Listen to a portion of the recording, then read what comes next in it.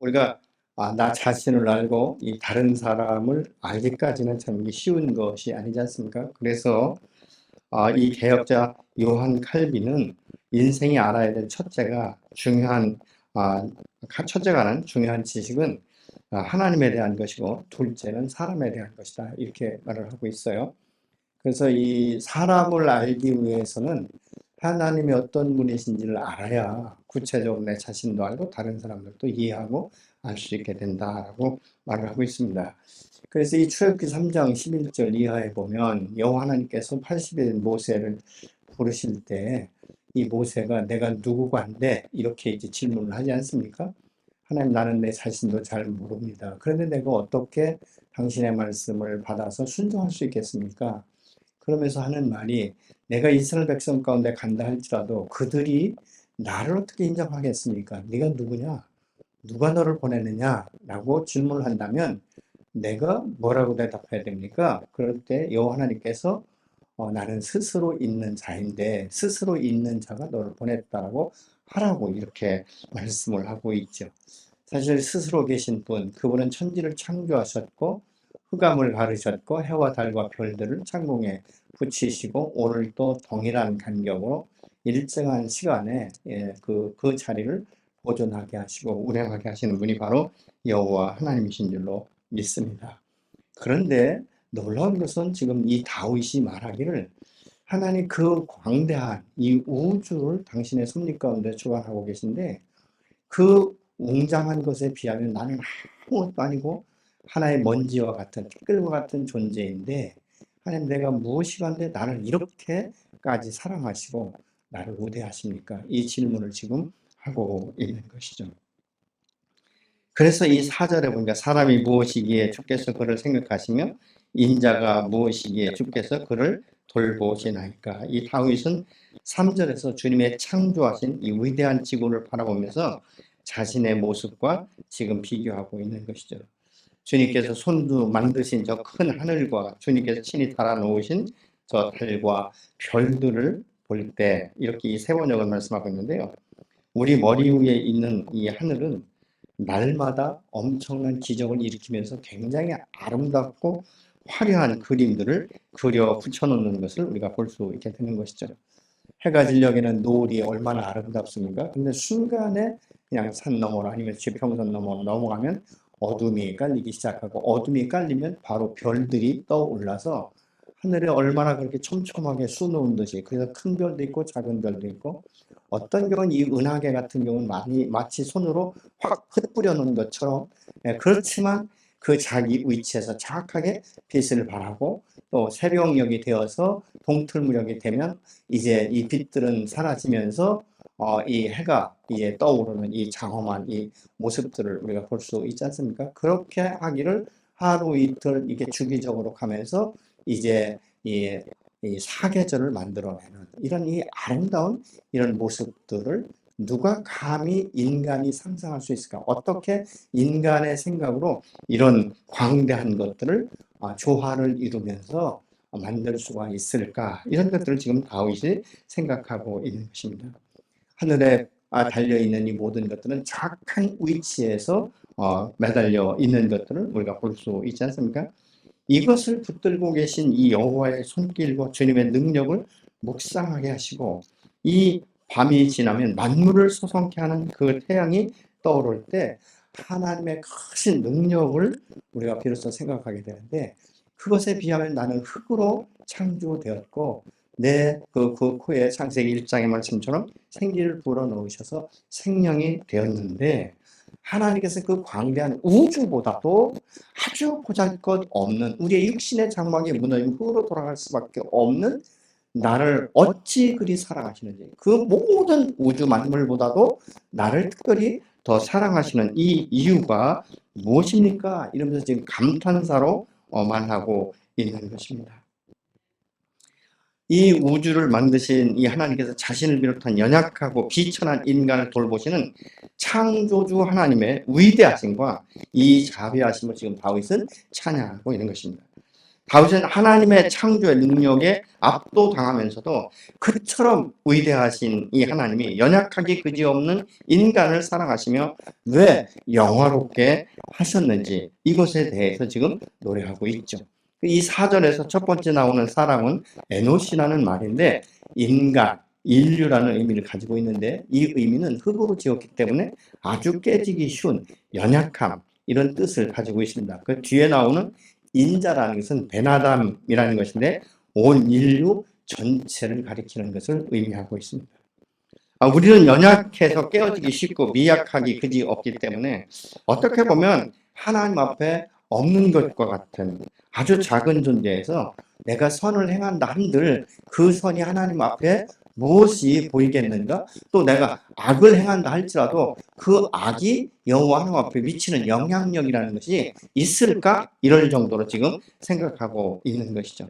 내가 아무리 선을 행한다 할지라도 하나님 앞에 무슨 큰 도움이 될 수 있겠는가? 지금 그러고 말하면서 그럼에도 불구하고 하나님은 여전히 제게 관심을 가지시고 생각하시면서 마치 계수하듯이 눈여겨보시고 돌보신다는 이 사실을 다윗이 깨달으면서 그 여호와 하나님을 찬양하고 있는 것이 바로 시편 8편의 말씀인 것입니다. 다윗은 이 위대하신 이 하나님의 사랑과 돌보심에 이 감격하고 감동되어서 찬양을 하게 되는 것을 우리가 봅니다. 우리가 믿음이 있다 한들 하나님 앞에 내놓을 것이 있겠습니까? 어떻습니까?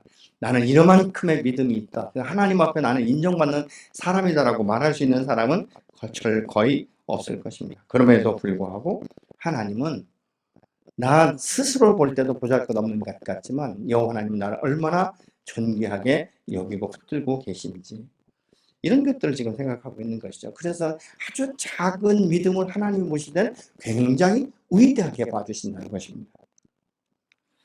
그 믿음은 이 세상에 어떤 위대한 것보다 더 많이 기뻐하시는 분이 바로 하나님이신 것이죠. 그래서 예수님께서 너희 안에 겨자씨만한 믿음만 있어도 이 산을 들어서 옮길 수 있다라고 말씀하고 있지 않습니까? 하나님 오늘 또 저와 여러분의 작은 믿음으로 하나님의 기적을 나타내기를 원하시고 축복하시는 줄로 믿습니다.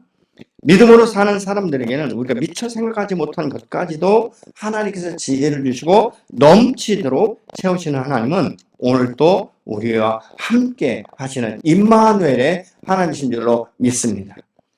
하나님의 사랑은 죄로 죽었던 우리에게 새로운 생명을 주시기 위해서 이 땅 가운데 당신의 독생자이신 예수 그리스도를 보내셔서 십자가에서 내 죄를 대신 담당시키셨고 죽음으로 끝나지 않고 부활하셔서 부활 생명을 주시고 그것으로도 끝나지 아니하고 영원토록 나와 함께 동행하면서 동역하기를 원하시기 때문에 성령으로 오셔서 오늘도 내 마음 중심에서 나의 주인이 되셔서 인도하시고 주관하시는 그 영화의 손길을 우리가 날마다 느낄 때 그것은 안정감이며 행복이며 축복이고 또 이 능력을 따라서 우리가 이 세상을 사실은 이 역으로 우리가 뒤집을 수 있는 이 죄를 다스릴 수 있는 이런 능력과 함께 축복의 통로로 오늘 또 열어가시는 하나님의 은혜 앞에 우리가 감사해야 될 줄로 믿습니다.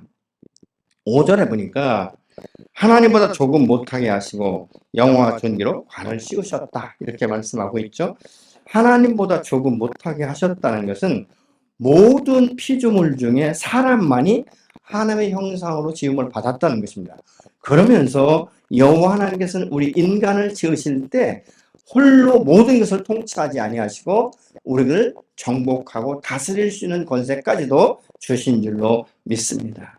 그래서 우리 인간은 이 하나님을 통해서 하나님의 통치를 대행하는 영광스러운 이 지위를 창조할 때부터 지금까지 부여하고 계신 것을 다윗이 노래하고 있는 것입니다. 주님은 우리의 생명의 가치가 얼마나 중요한지에 대해서 온 천하를 얻고도 제 목숨을 잃으면 내게 무엇이 유익하겠느냐라고 마태복음 16장 26절에서는 말씀을 하셨는데 이것은 세상의 그 어떠한 가치보다도 인간의 생명의 가치와 가치가 더 중요하다는 것을 지금 말씀하고 있는 것이죠. 그래서 이제 저와 여러분의 이 부활의 생명의 가치는 이 세상의 어떤 것과도 비교할 수 없고 바꿀 수 없는 하나님의 주신 특권이면서 하나님의 주신 축복인 줄로 믿습니다. 창세기 9장 6절을 보시면 무릇 사람의 피를 흘리면 그 사람의 피도 흘릴 것이니 이는 하나님이 자기 형상대로 사람을 지으셨음이니라. 무슨 말입니까? 하나님의 형상으로 지으신 인간의 생명과 생명의 피인 이 모든 것들을 누구나 할 것 없이 존귀하게 여겨야 되기 때문에 피를 흘린 자는 피로써 갚게 된다라고 말씀하는데 그 이유는 하나님의 형상으로 지음받았기 때문이다. 이렇게 지금 결론 짓고 말씀하고 있지 않습니까? 이것은 무엇입니까? 모든 사람은 한 사람 한 사람이 하나님 앞에 존귀한 자다. 왜? 모태 조성하기 전부터 하나님이 계획하셨고 하나님의 때에 우리 이 땅 가운데 보내셨기 때문인 줄로 믿습니다.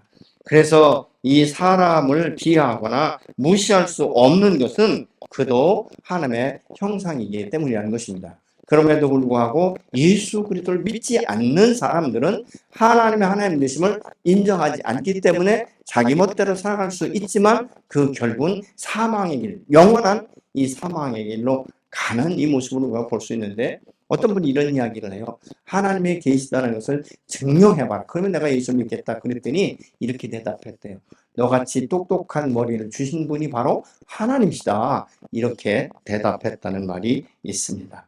하나님 오늘 또 우리의 생명을 웅장하고 거대한 우주와 바꾸신 것이 아니라 살아가는 독생자 예수 그리스도와 우리의 생명을 바꾸신 줄로 믿습니다. 그렇기 때문에 우리의 생명이 예수님만큼의 생명의 가치가 있다는 것을 오늘 또 저와 여러분에게 말씀하고 있는 것이죠. 그래서 우리가 작은 믿음이지만 믿음으로 하나하나 행동하는 것마다 하나님 앞에서 아름답고 하나님을 기쁘시게 드리는 사실을 여러분 인정하시고 기억하시기 바랍니다. 우리가 하나님 앞에서 누구이며 얼마나 소중한가를 알고 자기의 삶 가운데 드러내는 자는 바로 복인의 삶인 줄로 믿습니다.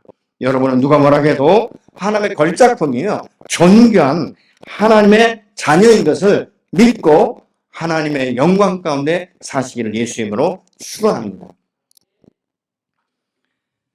우리가 믿음 안에서 거듭난 하나님의 자녀가 그러면 어떻게 살아야 될 것인가에 대해서 지금 다시 한번 생각해 봐야 되지 않겠습니까? 하나님은 하나님의 사람들에게 모든 피조세계를 다스리게 하셨다라고 6절로 8절을 말씀하고 있는 것이죠.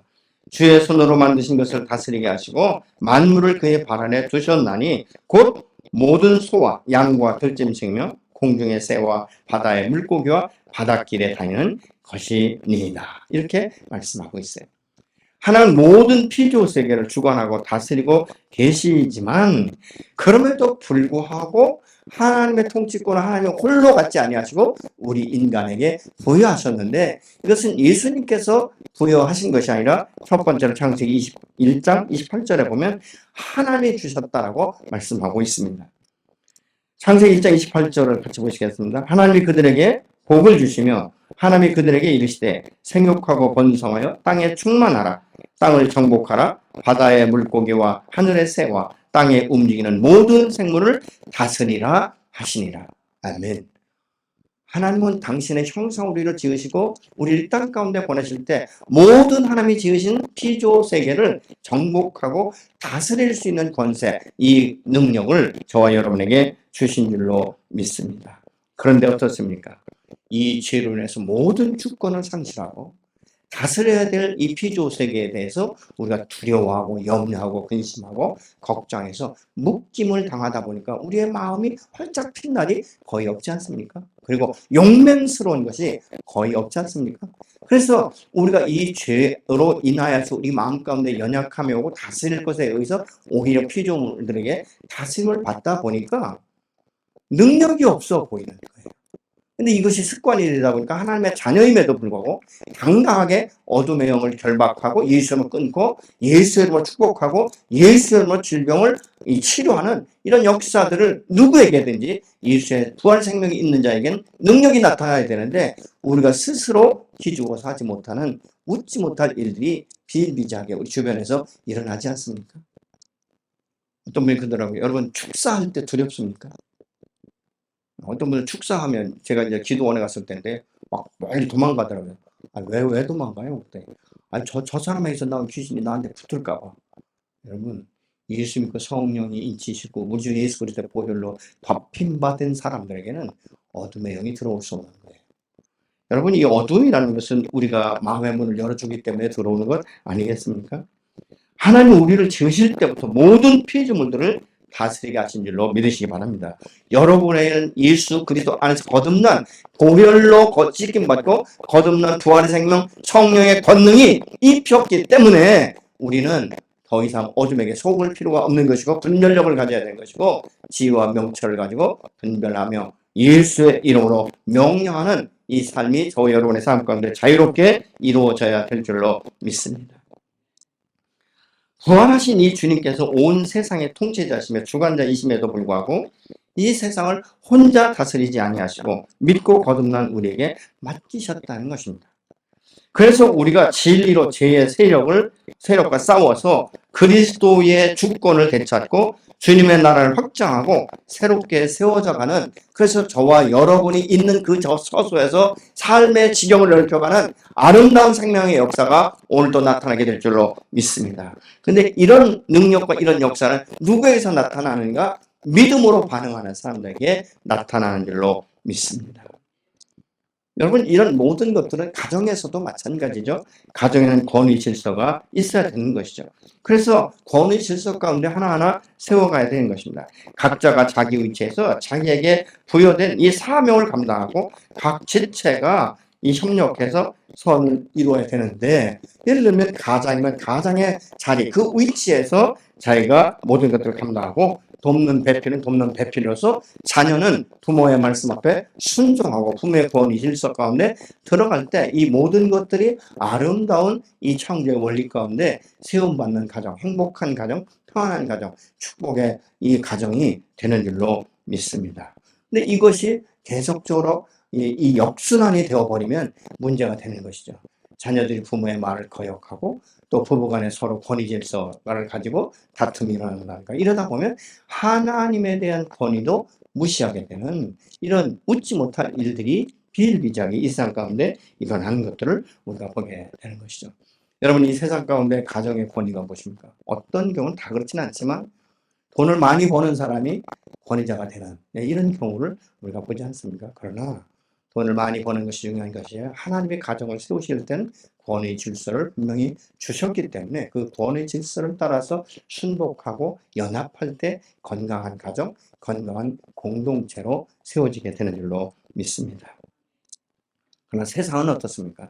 다스림의 권세이기 때문에 이 다스림의 원리로 돌아가서 서로가 서로를 다스리려고 하는 거예요. 그러니까 섬길 자가 거의 없는 것이죠. 그러면서 내가 다스림 받을 때 그 위에 사람들이 이 권위에 대해서 계속적으로 마음속으로 도전하기 시작하는 것이죠. 내가 언젠가는 내 머리 위에 올라가겠다.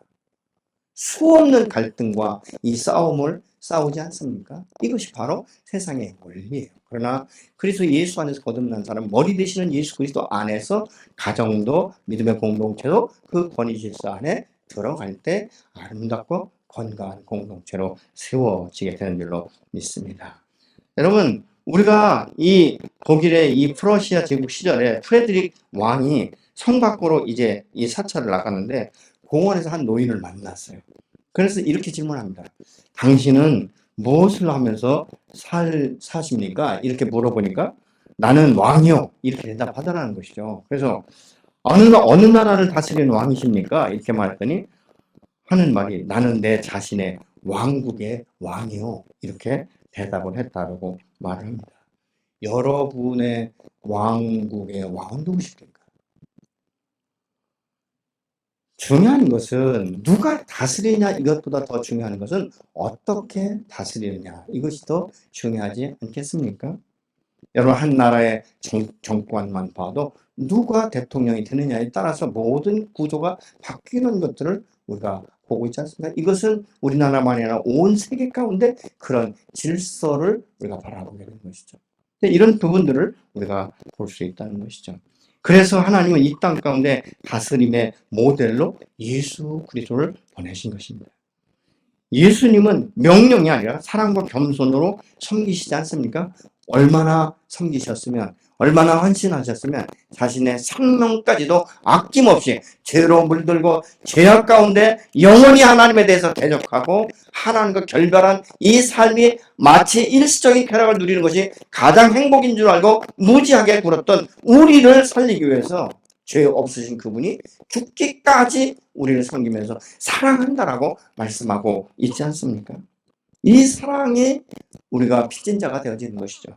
그리고 그 부활의 생명으로 우리가 거듭나서 내 인생의 주인이 내가 아니라 나의 왕국을 내가 다스린 것이 아니라 나의 왕 대신 예수 그리스도가 내 마음과 생각을 다스리시고 나와 함께 동행하시면서 한 걸음 한 걸음 인도할 때마다 내가 순종으로 따라갈 때 내가 상상할 수 없는 이 축복의 보좌 앞에 우리를 세우시고 또 복인의 삶을 살아갈 수 있도록 오늘 또 우리를 세우시고 인도하시고 역사하시는 줄로 믿습니다.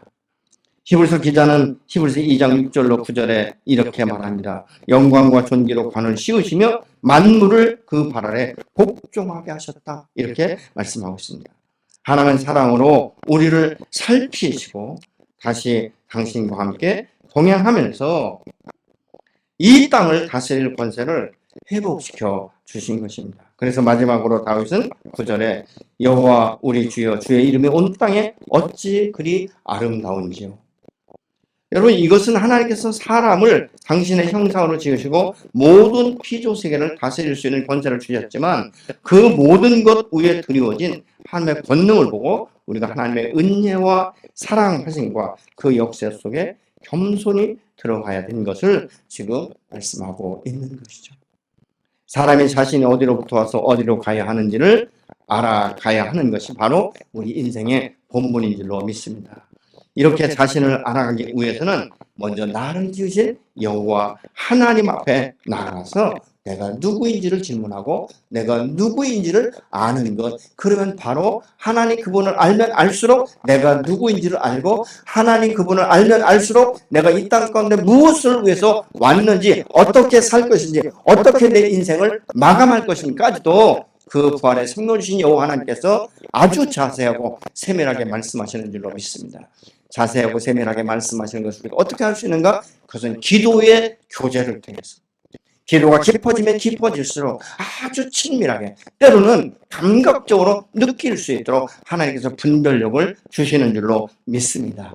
우리는 무지하지만 우리 안에 계신 성령은 그 어떤 것보다도 예민하시고 지혜로우시고 모든 것의 근원이 되시기 때문에 성령께 의지할 때 오늘 또 우리가 헛걸음하지 아니하고 사욕을 좇지 아니하고 탐욕을 우리가 좇지 아니하고 오직 여호와의 율법 안에서 오늘도 기쁘고 즐거운 그 교제 가운데 하루를 유쾌하게 아주 아름답고 행복한 하루를 마감하게 되는 줄로 믿으시기 바랍니다.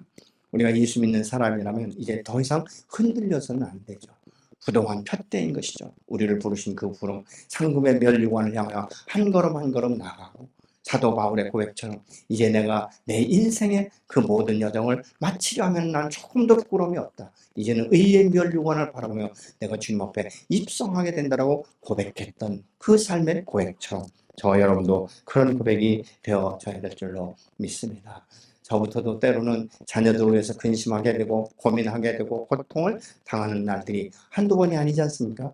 그럼에도 불구하고 자녀에게 소망을 가지시고 그 소망을 선포할 수 있는 것은 내 자녀는 내가 주인이 아니고 여호와 하나님이 주인이시기 때문에 그분 앞에 전폭적으로 의지하는 이 삶은 날마다 기도 가운데 정말 삶의 습관처럼 우리가 주님 앞에 올려드릴 때 여호와 하나님 그 인생을 책임지시고 인도하시고 역사하시는 줄로 믿습니다.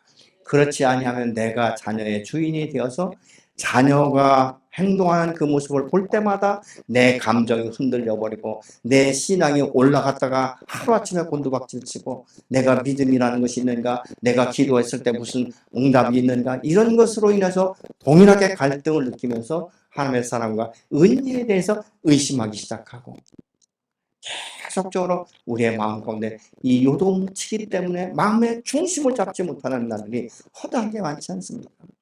이것이 하나님께로부터 오는 마음은 아니지 않겠습니까? 어둠으로부터 오는 것입니다. 그렇기 때문에 여러분 바로 그때가 반대 정신으로 일어나서 힘들지만 엎드려서라도 기도하는 이런 역사들이 일어나야 되지 않겠습니까? 사람이 너무 힘들고 지치면 아주 엎드러지는 거예요. 땅바닥에 바짝 엎드려서 사신 하나님 전능하신 여호와로 인하여 된다는 이 사실을 다시 한번 기억하며 믿음으로 선포할 때 어느 순간이 되어버리면 내 마음 가운데 부유해진 성령의 이 역사를 따라서 그럼에도 불구하고 다시 하나님을 찾게 되는 것이고, 그럼에도 불구하고 하나님의 사랑을 느끼면서 내가 사나 죽으나 주의 것인 것을 고백하고 이 천지의 모든 만물을 바라보면서 하나님의 섭리 하나하나를 깨닫게 되는 것을 우리가 볼 수 있지 않습니까? 저는 사계절 중에 뭐 여러 가지가 좋아요. 뭐 겨울도 좋고 사계절이 다 좋은데 가장 아름다움을 느낄 때가 이 초봄인 것 같아요. 모든 나무가 연초로 피어날 때가 참 아름다운 것 같아요. 근데 이때가 딱 지나가 버리면 막 이 진녹색이 되어버리지 않습니까? 또 가을은 가을대로 아름다워. 모든 그래서 우리는 때로는 여러분 자기 자신만 묵상하지 말고 좀 밖으로 나가셔서 자연을 묵상하시는 이런 기회를 가지시면 참 좋을 것 같아요. 왜냐하면 자기를 묵상하다 보면 자기 방에 갇혀버려요. 자꾸 우겨싸움을 당하죠. 마음이 우울해지죠. 에너지가 고갈되어 버리죠. 아무것도 하고 싶지 않은 거예요. 그러나 여러분 그때 차를 타고 가든 뭐 버스를 타고 가든 좀 한적한 곳에 가셔서 자연을 바라보시면서 이것을 돌보시는 여호와 하나님의 손길이 얼마나 신묘막측한지, 그 하나님은 오늘 또 나를 눈여겨보시고 집중하시고 아까 말씀드렸던 대로 계수하듯이 나의 모든 것들을 일거수일투족을 바라보시면서 내가 힘들고 지칠 때 나는 모르지만 하나님 내 등 뒤에 서서 내 어깨에 손을 얹으시면서 말씀하시죠. 사랑하는 딸아 너 혼자가 아니다. 사랑하는 아들아 너 혼자가 아니다. 네가 괴롭고 고통스럽지만 내가 너와 함께한다라고 말씀하죠. 모든 작은 플립 하나에도 이슬이 맺히는 그 아름다움을 만드시는 여호와 하나님께서 우리 인생을 그렇게 변화시키시고, 그래서 이 다윗은 이 웅장하고 거대한 이 하나님의 그 창조의 이 섭리를 보면서 그것이 아니라 하나님은 그 모든 웅장하고 위대한 것보다도 어떻게 보면 먼지와 같은 보이지 않는 것 같은 한 점과 같은 나를 극진히 사랑하셔서 당신의 독생자 예수 그리스도를 보내기까지 사랑하시는 이 사랑의 위대함을 지금 노래하고 있는 것입니다. 여러분 하나님을 우리를 얼마나 사랑하시고 죄로 인해 망가진 우리의 영혼을 회복시키시고 당신의 뜻과 사랑을 배워갈 수 있도록 오늘 또 지혜를 주시고 그 하나님 앞에 나아갈 때 더욱 깊이 우리가 하나님을 알아갈 수 있고 알아가면 알아갈수록 이 주님의 거룩함과 권능과 사랑이 우리에게 얼마나 많은 부음을 지금 받고 있는지 한량없이 우리에게 쏟아부어 주시는, 여러분 우리 죄성을 가진 인간도 자식이 아프면 모든 시선과 모든 마음들이 자식에게 집중되지 않습니까?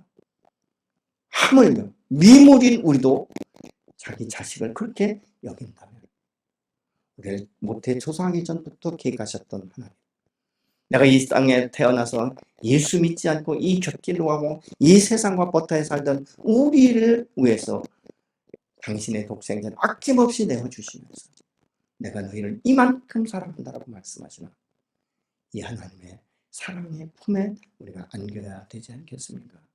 때로는 그 품에 안겨 한없이 울기도 하고 한없이 소리치기도 하고 한없이 몸부림치면서 반응하기도 하지만 그럼에도 불구하고 여전히 하나님은 내가 너를 사랑한다라고 말씀하시는 그 사랑, 그 위대한 사랑, 이 위대한 사랑이 모든 광대한 우주세계보다도 모든 만물보다도 더 크게 저와 여러분을 더 사랑하시고 붙들으시고 인치시면서 내가 너를 반드시 일으키리라, 내가 반드시 너를 새롭게 하리라, 내가 너로 인하여서 나의 영광이 되게 하라고 말씀하시는 하나님의 음성이 저 여러분에게 임하기를 예수로 축원합니다. 이 하나님의 사랑을 증거하면서 이 땅을 정복하고 땅의 충만한 역사를 날마다 이 삶의 현장 가운데 하나님을 나타내기를 원하십니다. 하나님은 오늘 또 하나님의 그 존귀한 아들로 여러분들 인치시고 선포하시는 줄로 믿습니다. 하나님 오늘 또 당신의 독생자의 그 생명을 아낌없이 내어준 동일한 사랑을 가지고 오늘 또 우리 자매들을 사랑하시면서 너는 나의 가장 소중한 딸이며 존귀한 딸이라고 말씀하시면서 내가 너를 위하여 영광을 보기를 원한다라고 말씀하시는 이 하나님의 사랑과 은혜가 저와 여러분에게 임하기를 예수로 축원합니다. 여러분이 주님 앞에 나갈 때마다 오늘도 하나님을 더욱 새롭게 발견되시고 하나님의 축복과 은혜 가운데 춤을 추며 찬양하는 저와 여러분이 되시기를 예수로 축복합니다.